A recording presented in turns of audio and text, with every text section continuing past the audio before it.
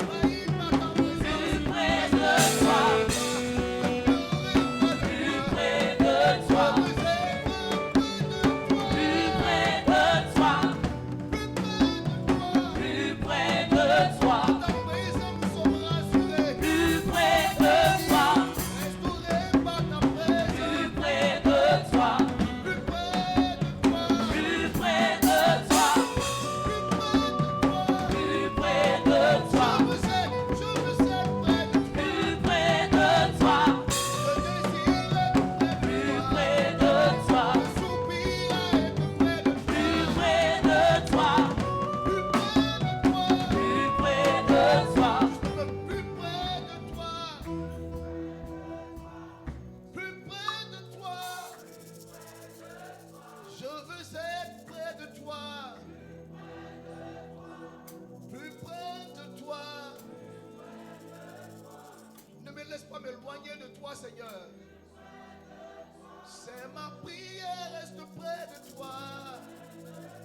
Je désire être près de toi. Tous les jours de ma vie, près de toi. Est-ce que tu peux acclamer le Dieu qui nous donne d'être près de lui? Est-ce que tu peux monter une acclamation? Bénis Jésus. Ton acclamation est petite. Est-ce que tu peux pousser les près de toi? Mais nous voulons être près de toi. Nous voulons être dans ta présence. Ta présence est extraordinaire. Ta présence me fait du bien. Et ton esprit est là. Ta présence me fait du bien. Ton esprit est là. Ton esprit est là. Ta présence me fait du bien. Ta présence me fait du bien. Ton esprit est là. Ton esprit Seigneur, est là. au milieu de nous, ta présence, Seigneur, Ta présence me fait du bien. ton esprit est là. Ton esprit est là. Ta présence, Seigneur, Ta présence me fait du bien. ton esprit, Seigneur, Ton esprit est là.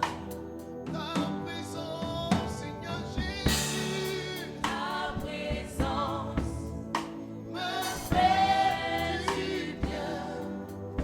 ton esprit est là.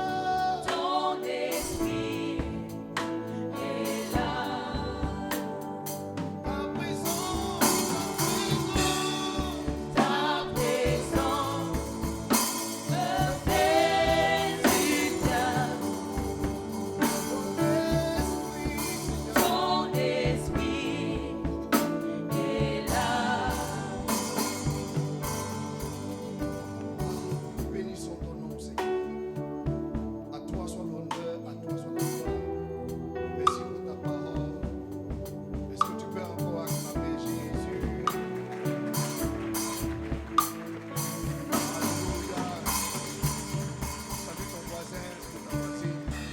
Demande-lui est-ce qu'il va bien. Est-ce que sa semaine s'est bien passée? On peut s'asseoir en acclamant le Seigneur pour exaucer prière. Alléluia. Ayez vos boosts. Qui a son boost? Qui n'a pas encore? Dis-moi, toi-même, il faut voir ça. Et quand le mois est fini, alléluia. Le prochain boost, c'est le boost 5. Il n'est pas ici. On va lever ici. Il faut chercher le boost 5. 5, 6 parle de l'intimité, de la profondeur que tu dois avoir avec le Seigneur. Alléluia. Vous savez, tu dois être profond dans ta marche avec le Seigneur. Tu ne dois pas être superficiel. Dites pas Amen. Si tu n'es pas profond, il y a des choses que tu ne verras pas. Il y a des choses que tu ne manifesteras pas. Il y a des choses qui ne t'arriveront pas. Très souvent, on a l'impression que les choses arrivent au hasard aux gens. Mais je peux vous dire une chose avec assurance, dans la vie chrétienne, rien n'arrive au hasard. Si tu vois quelqu'un déployer manifester quelque chose, c'est qu'il a payé un prix. Amen. Et aujourd'hui, je vais parler de l'amitié de Dieu. Comment devenir l'ami de Dieu? Comment devenir un ami de Dieu? Dans le Bourse 4, notre Père spirituel explique les 4 niveaux de l'intimité à partir de la relation qu'on peut avoir avec des hommes, des relations qu'on a avec les gens quotidiennement. Donc, il a expliqué qu'il y a ce qu'on appelle les connaissances. Donc, tu as des connaissances, des gens que tu connais dans la ville. Tu peux marcher dans le quartier, tu trouves quelqu'un, c'est une connaissance. Soit même tu ne connais pas son nom, tu le salues, c'est un voisin du quartier. Et puis il y a ce qu'on appelle les quoi? Les camarades. Les camarades, c'est qui? Vous avez les mêmes cercles d'amis, vous avez des amis en commun, vous vous connaissez, tu connais même son nom, mais est-ce que tu connais chez lui? Tu ne connais pas chez lui, c'est un camarade. Peut-être que vous êtes dans la même classe, il s'appelle Kofi Yao Jules. Point. Il vient de quel village, tu ne sais même pas. Qui sont ses parents, tu ne sais pas. Et puis après les camarades, il y a qui? L'ami. Un ami, c'est qui? Non, parce que dans l'ami, il y a encore un autre niveau. Le 4e niveau, c'est les amis intimes. Donc, un ami, c'est quelqu'un que tu connais ses parents, tu connais chez lui. Première chose que tu laisses tes problèmes, il te dépend aussi. Mais il te connaît superficiellement. Il ne sait pas qui tu es réellement. Et puis maintenant, parmi tes amis, il y a un ami. Lui, c'est vraiment un ami intime. Donc lui, il sait tout de toi. Entre parenthèses, le jour où tu te maries légalement, ton conjoint doit être ton ami intime. Si en dehors de ton conjoint, tu as quelqu'un qui est un ami intime, tu es en train de pécher. Parce que le mot péché signifie manquer le but. Dieu ne vous a pas mis ensemble pour que vous soyez des étrangers dans la maison. Parenthèse fermée. Un ami intime, c'est quelqu'un qui sait exactement tout de toi. Et tu sais tout de lui. Et la relation que tu as voulu avoir toujours avec l'homme, ce n'était pas une relation simple. C'est pourquoi on dit ami intime là. C'est pourquoi quand un homme et une femme vont ensemble, on dit qu'ils ont une intimité. Donc, quand Dieu voulait créer l'homme et la femme, Dieu a voulu avoir non pas une relation superficielle, mais Dieu a voulu avoir une relation intime entre lui et puis l'homme et la femme. La preuve, c'est que quand tu lis Genèse, la Bible dit l'homme et la femme étaient, aide-moi, tous deux nus et ils n'avaient pas honte. Si tu as honte de ta femme dans la maison, il y a un problème. Si tu as honte de ton mari dans la maison, il y a un problème aussi. On dit vous êtes mariés, ça fait 10 ans. Mais dès qu'il vient, tu es en train de t'habiller, tu viens, tu cours, tu es en train de cacher, mon mari arrive. Tu dois t'envoyer quelque part pour te soigner un peu, pour voir. L'homme et la femme étaient tous deux nus, n'avaient pas honte. Dieu voulait juste avoir une relation sans qu'il y ait une barrière. Il voulait pouvoir les regarder et puis eux aussi le regarder. Et puis il n'y avait pas quelque chose qui les séparait. Dieu a toujours voulu que cette relation d'intimité existe entre l'homme et lui. Et aujourd'hui nous allons parler de ça. Ma prière est que Dieu t'aide à comprendre ces choses-là. Dis-moi amen. Prenez vos Bibles. Jean 15, 13, 15. Jean chapitre 15, verset 13 à 15. Il n'y a pas de plus grand amour que de donner sa vie pour ses amis. Vous êtes mes amis si vous faites ce que je vous commande. Je ne vous appelle plus serviteur, parce que le serviteur ne sait pas ce que fait son maître. Mais je vous ai appelé, quoi? Ami, parce que je vous ai fait connaître, quoi? Tout ce que j'ai appris de mon Père. Il n'a pas dit, je vous ai fait connaître certaines choses de mon Père. Il dit, je vous ai appris tous, je vous ai fait connaître tout ce que j'ai appris de mon Père. Donc Jésus n'était pas dérangé à venir expliquer entièrement tous les secrets qu'il avait avec ses disciples. Donc ils ont marché ensemble pendant un moment et puis il dit, bon, aujourd'hui je vais changer votre niveau. Je ne vais plus vous appeler serviteur, je vais vous appeler ami. Et si quelqu'un est ami de quelqu'un, quelque chose doit se produire. Je te pose une question. L'ami du président, l'ami intime d'un président, il est quoi?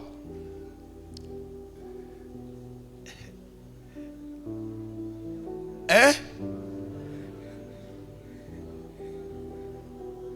Si l'ami intime d'un président arrive ici et puis dit,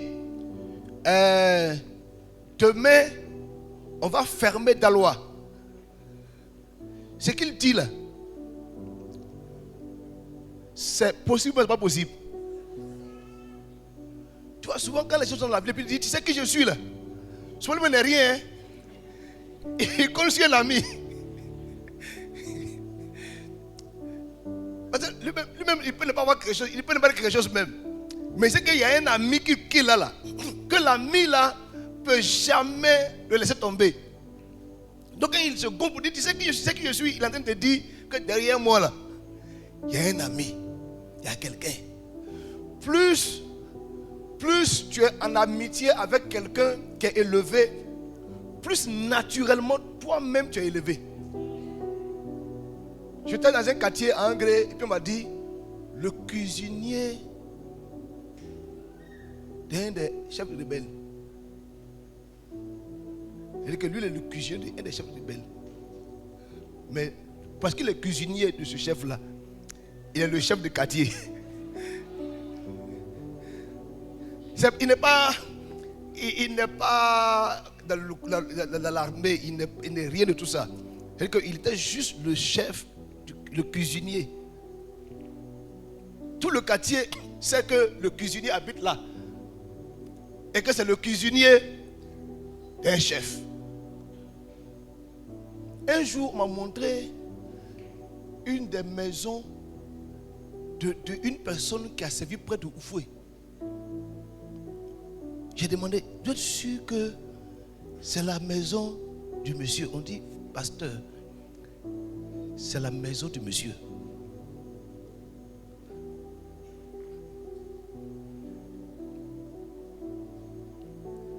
Maintenant, imagine-toi si toi tu deviens un ami de Dieu.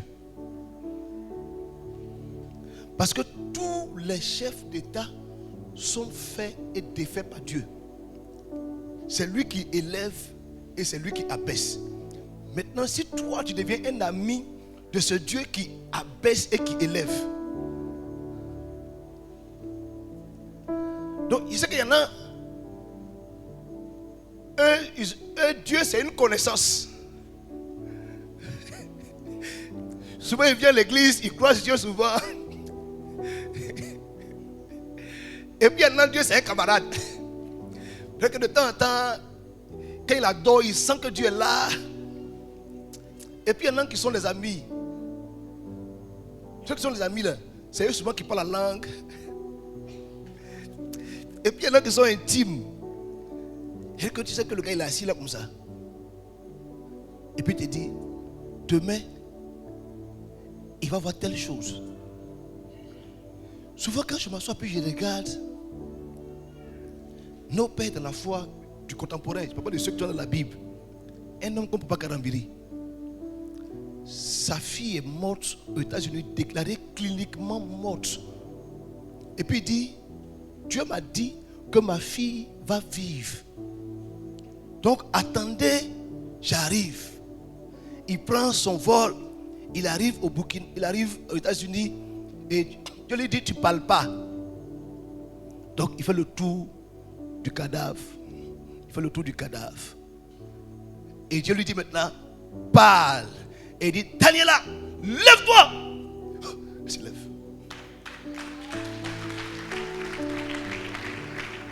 Ce n'est pas quelque chose de naturel.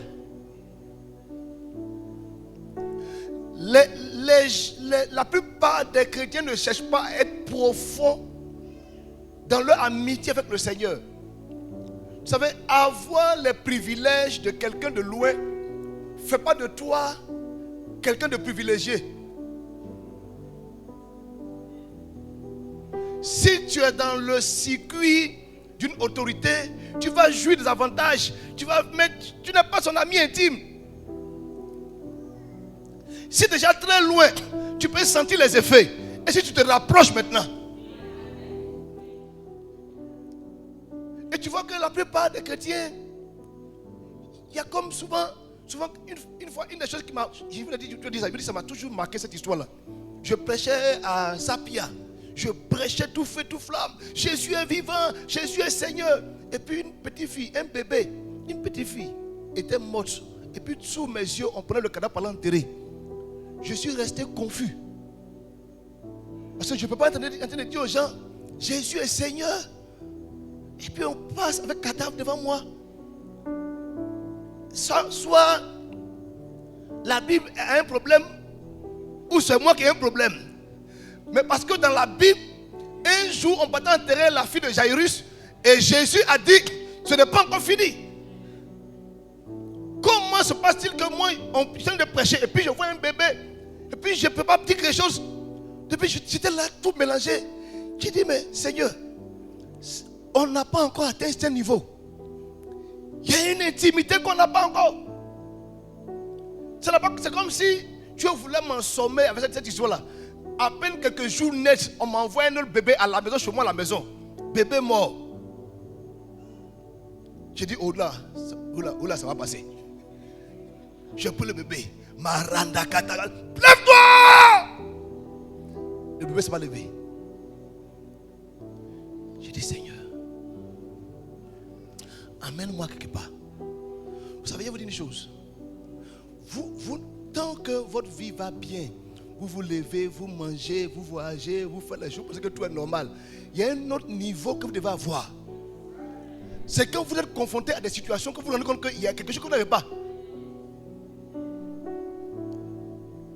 Quand tout est normal, là, c'est normal, hein. Mais quand quelque chose se passe, tu te rends compte que ça ne va pas.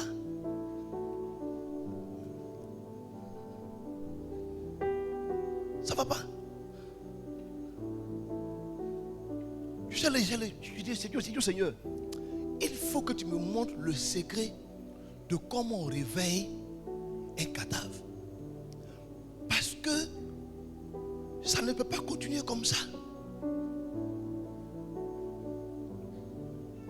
Ma troisième, une nuit. J'ai dit, hein? Aujourd'hui là, tu vas te réveiller. Mais Dieu lui a fait grâce, elle, ma fille vit.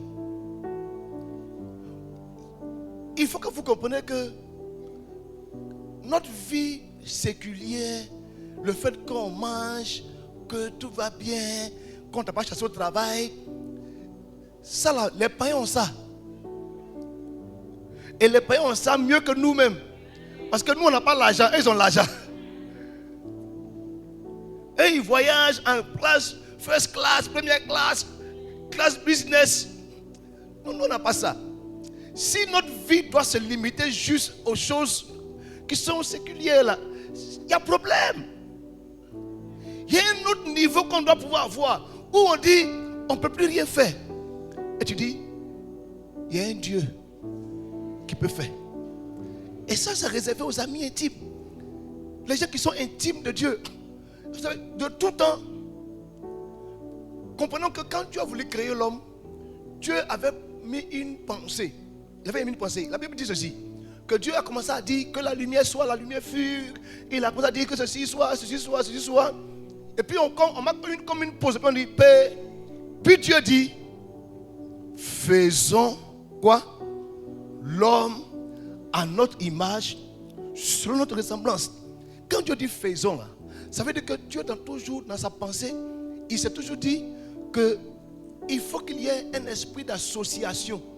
Il faut qu'il y ait un esprit d'association. Dieu cherche des amis avec lesquels il va pouvoir prendre des décisions sur la terre.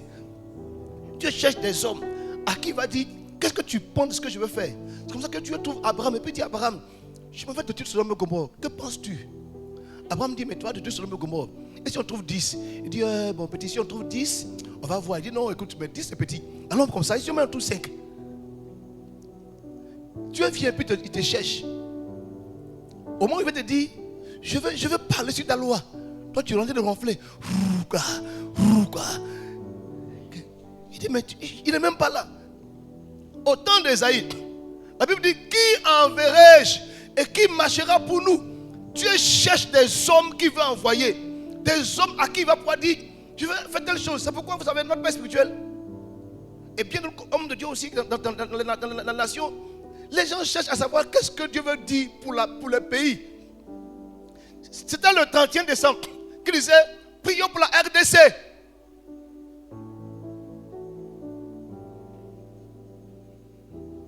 C'était juste 31 décembre. Dieu cherche des hommes à qui il va pouvoir dire, il y a telle chose qui arrive, il y a telle chose qui se produit. La terre n'est pas naturelle. On est habitué à un monde naturel. C'est comme si on pense que, bon, ça aussi c'est l'école aussi. On dit les 5 sens, c'est quoi? L'odorat, non, ça non. L'ouïe, l'odorat, le goûter, le toucher, la vue. Frère, ça c'est 5 sens. Même les mystiques parlent d'un 6e sens. Ça veut dire qu'il y a même plusieurs sens. Parce que quand Paul explique qu'il est monté en extase, il ne te parle pas des sens naturels. Il y a une dimension dans laquelle tu dois pouvoir entrer, dans laquelle tu vas pouvoir dire, je vois telle chose arriver, je vois telle chose venir. Un chrétien ami de Dieu n'est pas surpris par des événements, parce que Dieu l'a vêtu sur tout. Ce n'est pas réservé aux pasteurs, c'est réservé à tous ceux qui deviennent des intimes de Dieu. Prenez vos Bibles.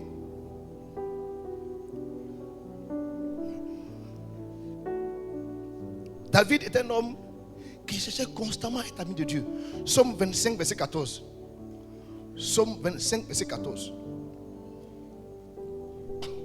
L'amitié de l'Éternel est pour ceux qui le craignent, et son alliance leur donne instruction. L'amitié de l'Éternel est pour ceux qui le craignent. C'est-à-dire que Dieu veut devenir des amis. Dieu veut avoir des amis. Dieu cherche des amis. Quand Dieu te regarde là, il veut faire de toi un ami. Tiens voisin, Dieu veut faire de toi un ami. Proverbe 3, 32. Proverbe chapitre 3, verset 32. Car l'Éternel a en horreur les hommes pervers, mais il est un ami pour qui? Pour les hommes droits.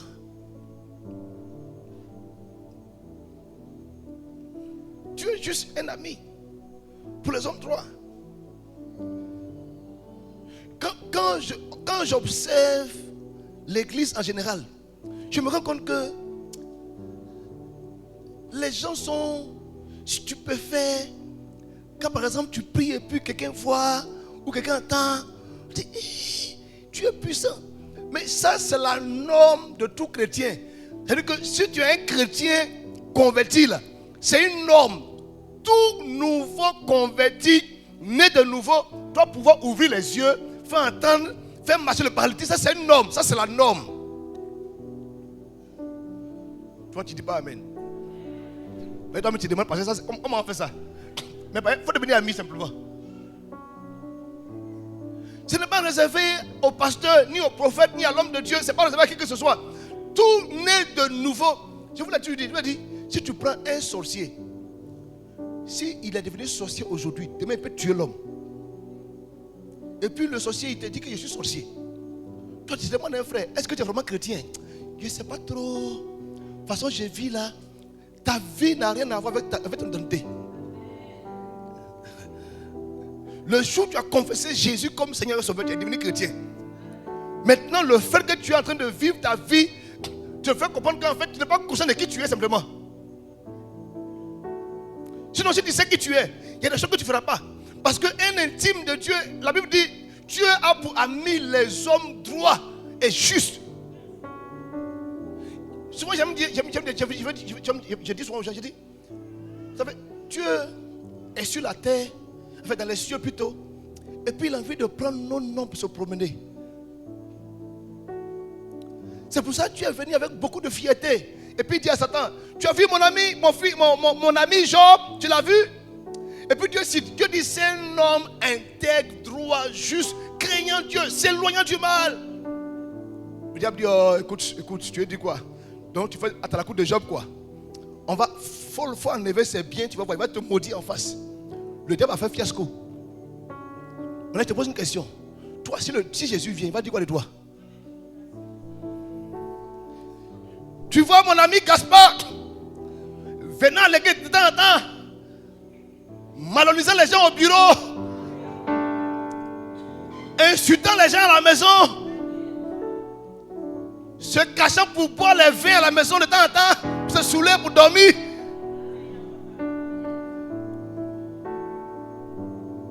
Et il y a une petite copine d'une autre ville où il doit se cacher pour mourir, pour revenir à Daloa.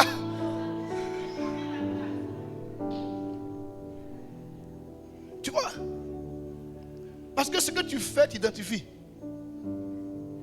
Le diable, il n'a pas dit non. Parce que Dieu lui a dit, c'est un homme intègre, droit, craignant Dieu, s'éloignant du mal.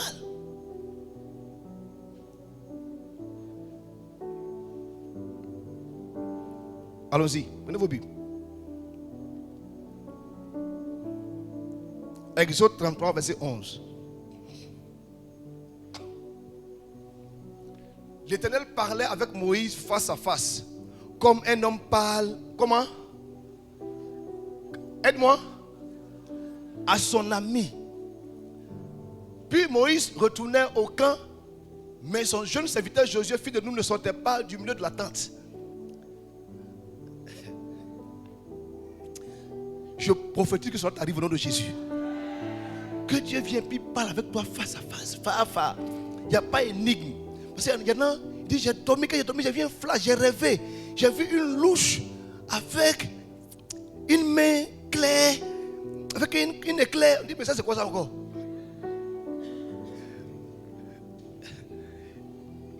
Moïse, Dieu lui parlait sans énigme. Il n'y avait pas d'énigme dedans. On dit, Dieu parlait à Moïse face à face.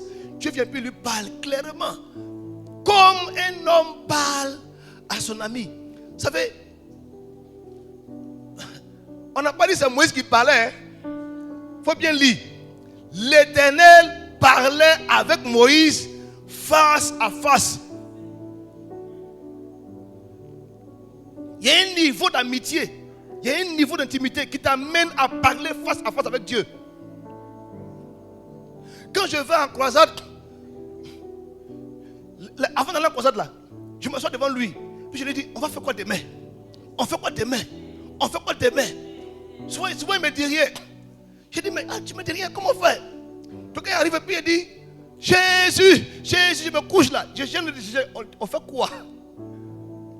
Quand il me dit, aujourd'hui, j'ai envoyé un carton d'oreilles et de Dieu. Je dis, cette nuit là, les yeux et les oreilles vont entendre. Il m'a dit qu'il a envoyé. S'il me le dit, c'est qu'il va le faire. Il faut que vous compreniez que Dieu que nous servons là, ce n'est pas un Dieu mort. Les amis, écoutez-moi. Nous n'avons pas un Dieu mort. On n'a pas le Dieu qu'on a cloué sur une croix et puis il est toujours en cachet sur une croix. Notre Dieu est vivant, il est réel. La Bible dit qu'il est assis sur le trône et il intercède pour les saints. Dieu parle, Dieu agit. Cherche à être un ami de Dieu. Cherche à être un intime, ne reste pas superficiel. Va un peu en profondeur. Cherche à aller un peu plus loin. Il ne faut pas rester juste là. Tu vois, quand tu as mal à la tête, oh Dieu, guéris-moi, mal de tête. Paracétamol guérit mal de tête. Si on me dit envie de dire, il ne faut pas m'embrouiller, il faut prendre parce qu'il faut boire, puis on quitte ici.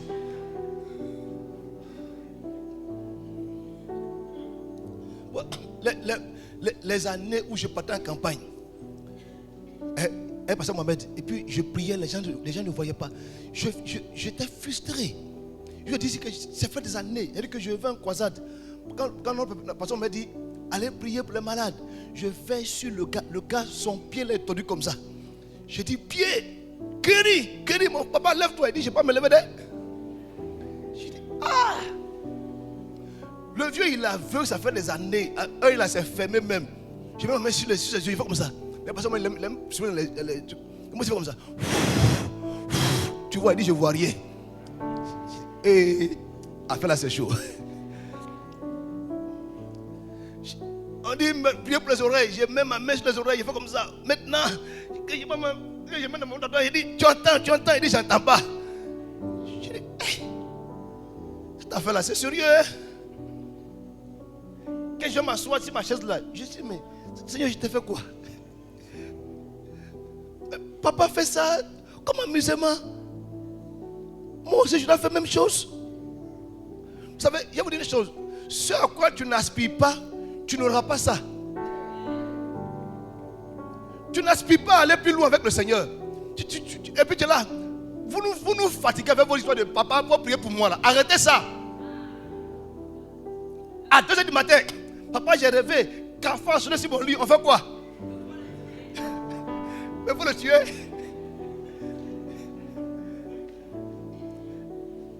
Parce que ce n'est pas fait de papa, il faut prier pour moi. Le jour où Jésus est mort, là, le voile s'est déchiré. Et avant de rendre l'âme, il a dit, tout est accompli. Toi aussi, tu as accès à la présence de Dieu. Toi aussi, tu as accès à l'intimité de Dieu. Décide de dire, je veux aller plus loin avec lui. Tu m'as dit ce matin quand je venais, il m'a dit de vous dire une chose. Amitié là, ça se crée. Vrai ou faux? Je marche avec toi. Viens, je marche avec toi. On mange ensemble, on fait les choses ensemble. Et puis un jour, je lui dis, il faut t'asseoir et te parler. Est-ce que tu sais que moi là, je vis comme ça, je vis comme ça, je vis comme ça. Le jour où je lui ouvre mon cœur, quelque chose de sérieux et de différent vient de naître entre lui et moi. Vrai ou faux? Alors que pendant des années, on a marché ensemble, on a bu, on s'est promené, on a mangé le poulet, mais on n'a jamais parlé. Je ne me suis jamais ouvert, il ne s'est jamais ouvert. Si tu n'es pas ouvert à Dieu, il ne va pas s'ouvrir à toi.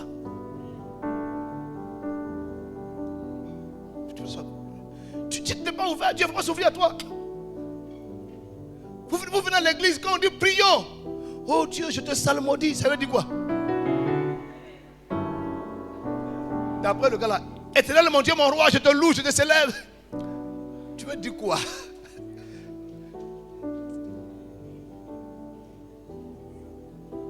Si tu sais que tu es dans quelque chose qui ne plaît pas à Dieu, aie le courage de lui dire, papa, la chose là, j'aime ça, ça me plaît, mais ce n'est pas bon. Sinon moi-même j'aime ça. Comment tu as fait pour m'aider là? Il faut m'aider.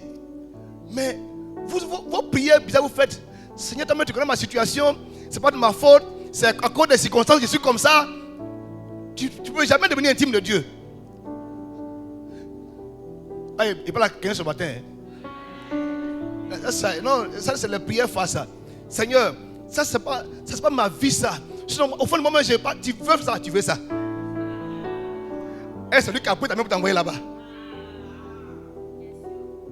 Quand tu lèves le soir, puis tu mets ta rouge là-bas, il t'a envoyé là-bas. Non, moi-même je n'ai pas parti, mais vraiment, faut m'aider, il ne va jamais t'aider. Pourquoi tu veux qu'il t'aide à quelque chose que tu peux prendre plaisir? Quand j'étais encore fidèle, nouveau converti, je me masturbais. Je l'ai déjà dit ça. Je me masturbais.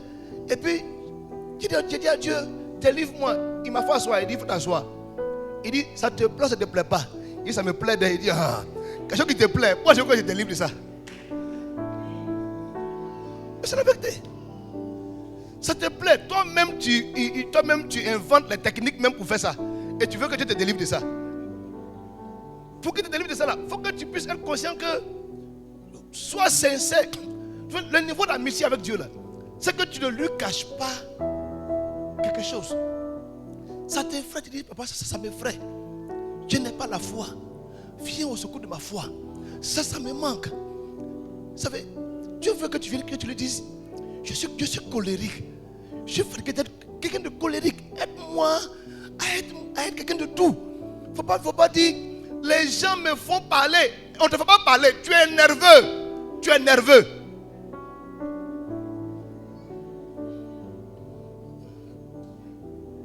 Dieu va nous aider. Dieu a un système. Dieu a un plan. C'est que dans la marche chrétienne avec le Seigneur, l'amitié de Dieu grandit. Ça se construit. Ça se développe. La Bible dit, dans le Luc chapitre 2, 52, je crois, la Bible dit, Jésus croissait en grâce, en statut, en sagesse. Il y a une croissance qui doit avoir lieu. C'est pourquoi tu vas dire ici, il va dire, quand on est en fin d'année là, faites des bilans. C'est ça non? De 52. Et Jésus croissait en sagesse, en statut et en grâce, devant Dieu, devant les hommes. Par moment, faites des bilans trimestriels. On a commencé 2025. Est-ce que tu es devenu quelqu'un de joyeux? Il faut vérifier, est-ce que ta joie a grandi un peu? Est-ce que ta joie n'est plus circonstancielle? Parce que quand souvent tu penses un peu à toute ta vie qui est bizarre, tu deviens triste toute la semaine, tu as envie de mourir, tu fais des songes où tu veux mourir. Ça, ta joie est circonstancielle, ça dépend des circonstances. Il faut les vérifier. Fais des bilans pour les vérifier. Est-ce que ta paix a grandi un peu? Est-ce que ta douceur a grandi un peu? Est-ce que ta tempérance? Un homme de Dieu, un enfant de Dieu doit pouvoir comprendre qu'il y a une croissance qui doit avoir lieu. Tu dois pouvoir sentir que vraiment il est passé à l'autre niveau. Si tu es capable de pouvoir supporter les injustices, c'est aussi une autre forme de croissance. J'ai parlé un jour au boss, je disais, la Bible dit, quand tu étais jeune, tu allais où tu voulais. Quand tu seras vieux, quelqu'un te scindra la main et te conduira là où tu ne veux pas. Donc, un homme mature est capable d'être conduit là où il ne veut pas. Un enfant, il agit comme ça lui plaît. La maturité de la pensée de Dieu, c'est être capable de dire, Seigneur, je ne suis pas content de ça, hein, mais comme tu m'as dit, j'obéis. C'est là qu'on sait que tu es mature. Même que ça te blesse même, mais à cause de Dieu, tu te plies. Ce n'est pas, ça ne me plaît pas, je ne veux pas là-bas.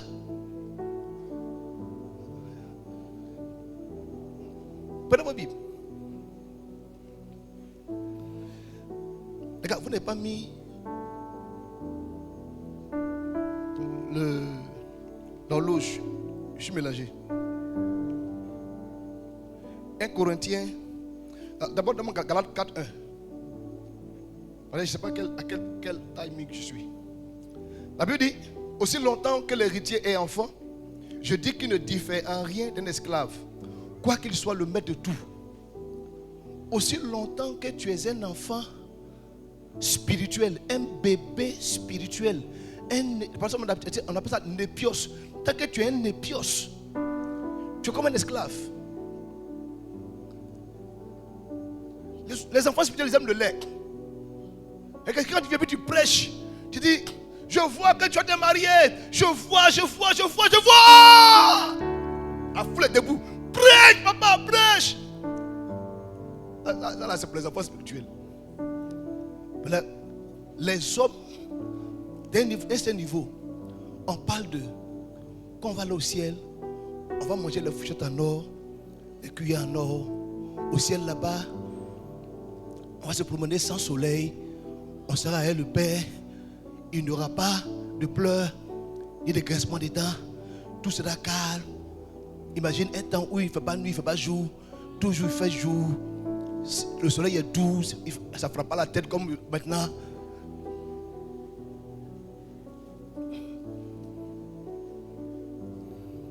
Jean 16, 12. Jésus parle par rapport à ses disciples. Il dit ceci. Il dit, j'ai encore beaucoup de choses à vous dire. Mais quoi? Quoi?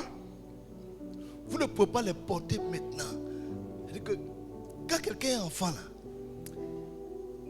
Dieu te regarde et puis dit, il y a des choses à te dire, mais tu ne peux pas porter ça maintenant. Tu ne peux pas supporter. Tu ne peux pas. Vous savez, la seule fois où Jésus s'est levé, et puis il a dit à ces gars, bon, écoutez, je vais vous parler maintenant, phare. Et puis il dit, si quelqu'un mange mon corps et boit mon sang, ils ont fui. C'est dans la Bible, lisez vos Bibles. Quand la personne a dit, la même Pierre qui était chaud, il dit, bon, demain, j'irai à Jérusalem, on va me tuer. Pierre dit, viens ici, à Dieu ne plaise. Tu ne vas pas mourir, hein? Quand tu vas vouloir te faire monter à ce niveau, il y a des choses que tu ne peux pas être capable de porter parce que tu es encore enfant.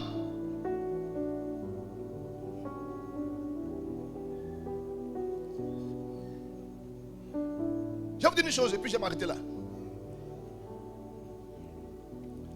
Si tu veux grandir, comprends ceci, ce que je te dis aujourd'hui. Et si tu me suis en livre, il faut que ce que je te dis aussi. Un homme spirituel ne dort pas la nuit.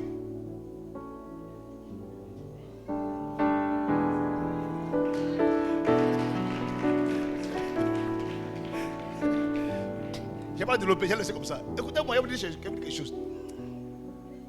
C'est à quel moment les gens vont mettre les médicaments dans les canaries au milieu dans les carrefours. À quel moment ils font ça? Maintenant, moi je vous pose une question.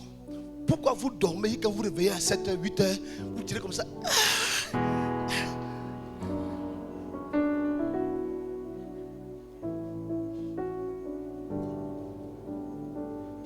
Vous ne comprenez pas que il y a des choses qui ne sont pas naturelles. Vous n'aurez pas un niveau d'intimité avec Dieu si votre vie est naturelle. Vous ne priez pas, vous ne cherchez pas Dieu en profondeur. Là, par exemple, demain on rentre en jeûne. Quand on dit 7 jours de jeûne, il y en a qui se coupe tout. Il dit, encore 7 jours encore. Là, il compte les jours. Lundi, je ne parle pas vite. Il dit, on a quand, on dit, on a mercredi. Encore quelques jours, encore avant que les jeunes finissent. Tu ne peux pas devenir intime de Dieu si ta vie est naturelle.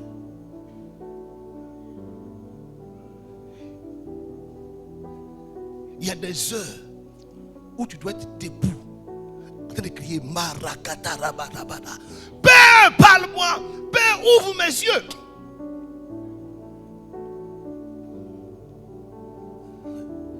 Il y a des heures. Ce n'est pas pasteur, c'est tout chrétien. Vous ne vous marierez jamais si vous ne vous élevez pas sur le plan spirituel. Parce qu'il y a des choses que Dieu va vouloir faire. C'est ça, toi et lui. Il y a des niveaux de combat où Dieu ne veut pas que quelqu'un intervienne. On dit une nuit, Jacob est demeuré seul. Sa mère n'était pas là. C'est sa mère qui a fait Kocha pour qu'il ait la grâce de son papa. Sa mère n'était pas là. Dieu a dit, maman, quitte là. C'est lui et moi. Il y a des fois, Dieu veut que quelqu'un quitte au milieu de vous. Il veut que toi tu te lèves. Que tu rentres dans une dimension où tu, comme Anne. Anne n'a pas envoyé quelqu'un. Elle s'est mise quelque part là, comme ça. Après, quand Élie vient, il dit, madame, tu es ivre ou bien? Elle dit, je ne suis pas ivre. Hein. C'est l'excès de ma douleur qui m'a amené à prier jusqu'à maintenant. C'est parce que tu es encore fatigué que tu es dedans comme ça. Si tu en avais assez, tu allais te révolter pour dire, il faut que ça change.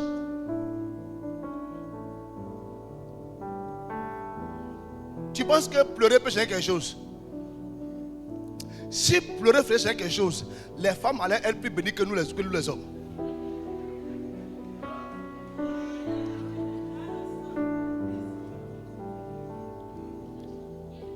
Dieu s'en fout de tes pleurs. Est-ce que tu as la foi? Est-ce que tu es capable de monter devant lui? S'il y a des choses qui te fatiguent là, ça se traite dans le lieu secret. Ça se traite dans les intimités. Si tu es fatigué d'être oppressé par les sorciers, monte. Enferme-toi. Prends un temps et dis, cette nuit-là, soit tu me parles, soit je ne sors pas de cette maison. Je me rappelle encore, avec mes amis, on a pris faire 21 jours de jeûne sec. On buvait que l'eau. On ne mangeait pas du tout. À un moment donné, on ne pouvait plus marcher. On avait pris des cordes pour attacher nos pantalons. Parce que les ceintures ne peuvent pas faire.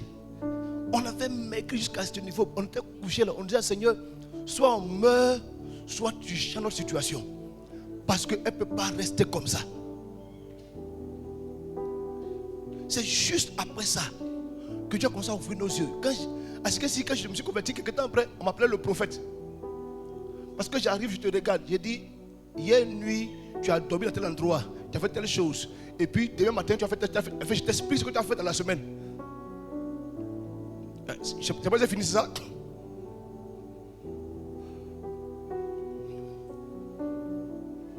Si Dieu dit que demain tu vas mourir, il va mourir. Il y a une maman, il y a sa fille, tu vas prendre une grossesse. Et si tu as la grossesse, tu vas mourir.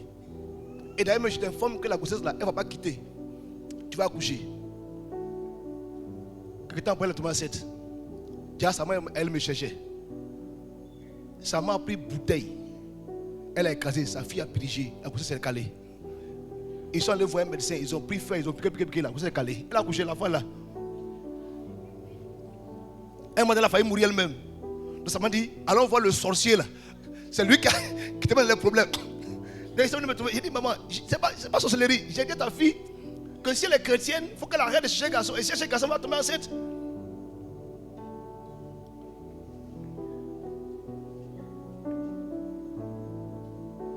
Un homme, un intime de Dieu n'est pas simple, il n'est pas naturel, il n'est pas logique. Si tout est logique chez toi, tu n'es pas l'intime de Dieu. Parce que Dieu n'est pas logique. Dieu t'a amené à faire des choses qui ne sont pas correctes. Il y a des fois, il va te dire, lève-toi. Il faut t'asseoir, tu t'assois. On dit, on fait quoi? Il faut t'asseoir sur moi. Regarde-moi. Dis, c'est pourquoi? On dit, il faut t'asseoir sur moi. Tu viens à l'église, l'esprit doit pouvoir te dire des choses, te conduire sur des choses, te t'amener à faire des choses. Si tu dois pouvoir aller à un certain niveau. Je parlerai de l'ami de Dieu dimanche prochain, comme le temps est fini. Les amis, on doit devenir des amis intimes de Dieu. Des gens qui entrent dans le conseil de Dieu. À qui Dieu peut dire, qu'est-ce que tu penses de ça? Normalement, tout intime de Dieu, Dieu lui dit qu'elle va mourir. Dieu lui dit. Il dit, c'est que dans tel mois je te prends. Et puis il discute. Je dis, attends-moi, donne-moi quelques temps après. Je dis, bon, pas un peu de temps. Mais je veux que tu viennes. Tu dois pouvoir arriver à un certain niveau. Élisée était un homme très terrible. Et que lui, il est assis chez lui. Le roi parle dans sa chambre, lui l'entend. C'est ça que je dis. L'appel de notre Père dit, car c'est à toi qu'appartiennent le règne, la puissance et la gloire. Le règne, c'est une dimension. Il y a la puissance. Et la puissance t'amène dans la gloire. Un chrétien intime de Dieu déploie une puissance. Tu dois dégager quelque chose. quand ils arrivent aux archives, Dieu a ouvert mon esprit, j'ai vu les petits fils qui couchent avec les hommes pour enlever les grâces. Je les ai vus. Le vendredi soir, quand j'ai fini le programme là, il y a une qui est venue devant moi, qui m'a regardé comme ça et qui est partie. Belle de ce belle, jolie de ce joli.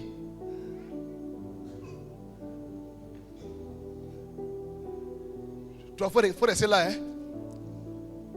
Elles sont trop belles, elles sont trop jolies. Reste là. Le diable les a préparés pour prendre ta grâce. Et je pense que j'ai fini avec ça. Il y a un témoignage. À Isia, je suis allé pour prêcher à un culte. Et puis une fille est venue. Que j'ai commencé à prier. Elle est tombée. Dès qu'elle est tombée, elle a crié. Dès qu'elle s'est levée, elle a fui. Elle est partie de l'église. Donc pour moi, je ne sais pas qui c'est. Parce que je ne sais pas qui c'est. La fille là. Comment on dit ça même? C'est-à-dire que si tu la vois, on dirait guêpe dessinée. Donc, j'étais assis avec un ami dehors en train de bavarder. Et puis elle vient me trouver. Elle dit, pasteur, je te vois. J'ai dit, oui, maman, il y a quoi? Elle dit, pasteur, moi je dois dans les cimetières. Et que j'ai une corde ici là. Quand tu as commencé à prier, ça s'est coupé, j'ai fui. Que je sais que tu peux me délivrer. J'ai dit, mais tu fais quoi? Elle dit, je suis dans la ville là pour coucher avec les hommes, pour prendre tout ce que Dieu leur a réservé. Je la voyais monter sur une moto de cet chef de la ville. Et je disais à mes fils, elle ça va prendre pour lui comme ça.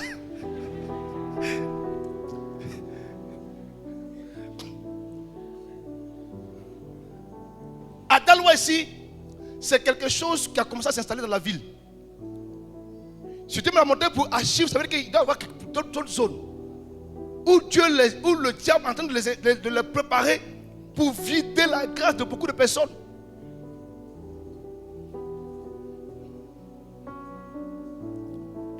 Ne montez pas, hein, restez comme ça.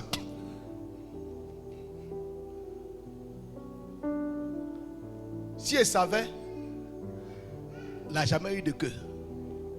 Mais je sais qu'à partir d'aujourd'hui, tu vas devenir intime de Dieu. On va se debout à prier. On va prier. On va prier. Et tu vas dire à Dieu qu'il te donne de ne plus rester superficiel. Que tu veux passer à un autre niveau d'amitié. Tu veux plus rester juste une connaissance, ni un camarade de Dieu. Tu veux devenir un ami, mais plus un ami intime de Dieu. Quelqu'un à qui Dieu vient, puis tient conseil avec lui. Il lui dit ceci. On a eu des hommes de Dieu dans ce pays, comme Kakou, c'est vrai. Même comme notre père spirituel. Vous n'êtes pas à Juba. Les amis, c'était sérieux. Les détonations d'âmes qui ont sonné à Juba, c'était sérieux. Peut-être que c'était à des kilomètres de nous. Mais là où on est là, le sol tremblait. Et juste le soir, tout est rentré dans l'ordre. Eux-mêmes ils disent que ce n'est pas normal. Qu'eux ils se connaissent, ils savent que s'ils soulèvent quelque chose là, le pays est mélangé. Mais le pays est resté calme, on est rentré chez nous. Il y a une onction qui fait ça. Parce que le moment d'aller en Centrafrique, il a parlé sur le pays. Le pays est rentré dans la stabilité. Même au Ghana, Duncan Williams, c'est un homme qui arrête les guerres. Il y a des hommes que Dieu a oués sur la terre ici. Ils arrivent et disent que telle chose s'arrête, telle chose s'arrête. Tu dois faire partie de ces hommes-là. C'est pourquoi si tu as Daloa ici, retiens une chose. Tu ne t'as pas envoyé ici en vain. Il y a une chose que tu dois accomplir dans cette ville. On va prier. Dis à Dieu, Seigneur, donne-moi de passer à notre niveau d'amitié. Tu veux pouvoir devenir intime. Je ne veux plus être superficiel. Parle-lui. Tout près de toi, tout près de toi, tout près de toi.